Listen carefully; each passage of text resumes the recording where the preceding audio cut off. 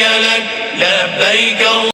Hordoftoota amantaa musliimaa hundaaf baga kabaja ayyaana Iidal Adhaa waggaa 1445 geessan. Ayyaanni kun ayyaana milkii, kan gammachuu, kan badhaadhinaa isiniif haa ta'u isin jenna.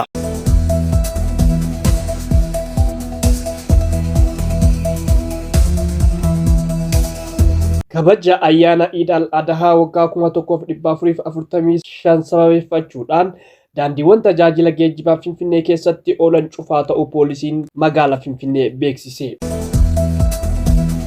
Godina Jimmaa keessatti waraanni mootummaa Itoophiyaa namoota nagahaa ajjeesuun dhagahame.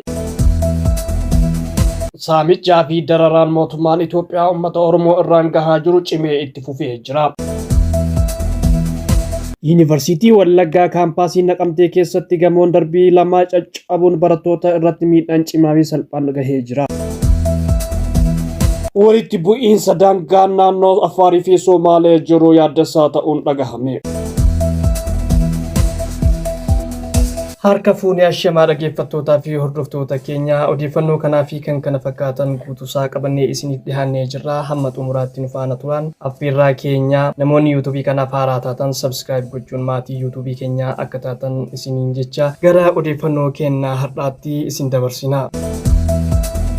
Kabaja ayyaana Iidal Adhaa waggaa 1445 sababeeffachuudhaan daandiiwwan tajaajila geejjibaa Finfinnee keessatti oolan cufaa ta'uu poolisiin magaalaa Finfinnee beeksise. Boru ganama sa'aatii 11 irraa eegalee sirni salaataa addabaabaayii masqalaatti kan gaggeeffamu yoo ta'u, daandiiwwan gurguddoon gara masqal addabaabayiitti geessan hundi cufaa akka ta'e poolisiin magaalaa Finfinnee beeksisee jira.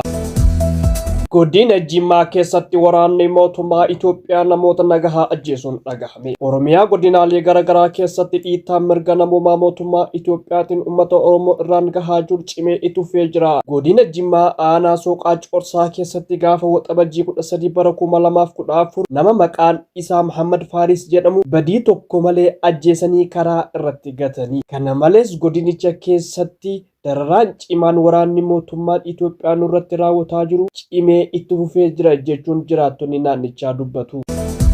Saamichaa fi dararaan mootummaan Itoophiyaa uummata Oromoo irraan gahaa jiru cimee itti fufee jira.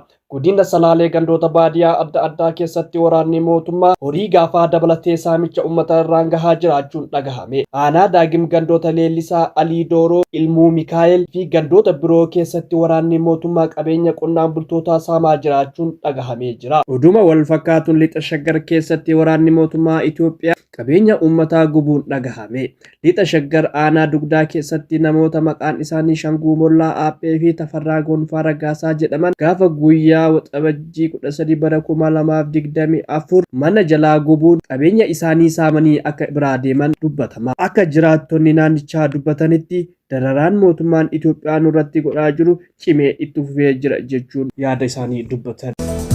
Yuunivarsiitii Wallaggaa kaampaasii Naqamtee keessatti gamoon darbii lama caccabuun barattoota irratti miidhaan cimaa fi salphaan gahee jira. Yuunivarsiitii Wallaggaa damee Naqamtee keessatti osoo barattoonni sakatta'iinsa irra jiranii gamoon abbaa darbii lama caccabuun barattoota irra miidhaan cimaan gahee jira. Hanga ammaatti barattoonni lubbuudhaan darban jiraachuu baatanis miidhaan cimaan dhaqqabee jira.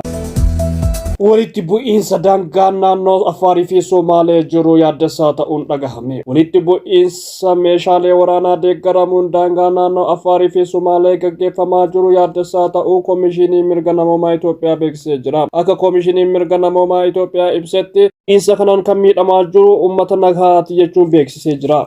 Walitti bu'iinsi kun yeroo baay'ee irra deddeebiidhaan kan dhalatu yoo ta'u, mootummaan federaalaa hanga ammaatti furmaanni inni kaa'e hin jiru jechuun hamatama.